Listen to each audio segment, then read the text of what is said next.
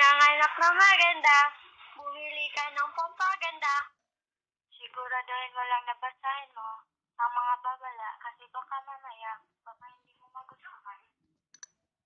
Sexual, kung gusto mong maging sexual, pwede kang tumawag ng professional. Naglalagay sila ng kung ano sa'yo, na parang kang bilayo. Bata, habang buhay magandang kutis nagbago. Kung magdemo ay re-retoke ka, walang magmamahal sa'yo kundi ka maganda. Oh, Mrs. Potato Head, tell me, totoo bang magtitiis ng sakit para gumanda?